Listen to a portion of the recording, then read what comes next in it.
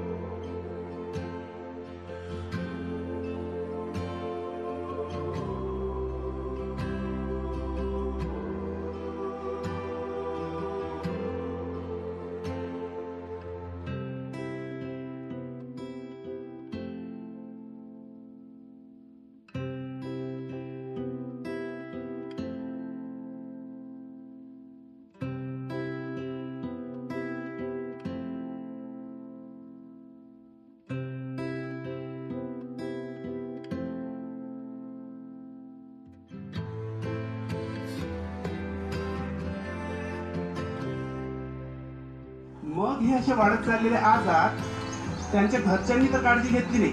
मग आता आपला प्रकल्पावर संदीप भाऊ आहे, नंदिनी ताई आहे, यांनी हा बिळा उचलला की ह्या रुग्णांना बरं करायचं आम्ही आणि यांच्या घरपर्यंत पोहोचवायचं. आणि या प्रकल्पावर आजपर्यंत जवळपास 600 रुग्ण बरे होऊन घरी गेले.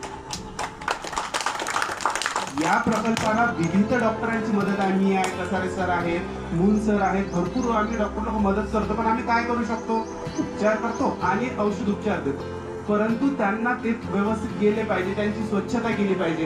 याचा एखादी फोटो असेल आपल्या इथं तुम्ही पाहाल तर जेव्हा सुरुवातीला येतात ते पूर्ण केस वाढलेले, विचित्र कपडे, बरेच लोक कपडे घालून नसतात. संदीप भाऊ पहिल्यांदा त्यांची आंघोळ करून देतात, स्वच्छ केस कापून देतात आणि स्वच्छ कपडे देतात. अर्धी बिमारी तिथंच बरी झाली.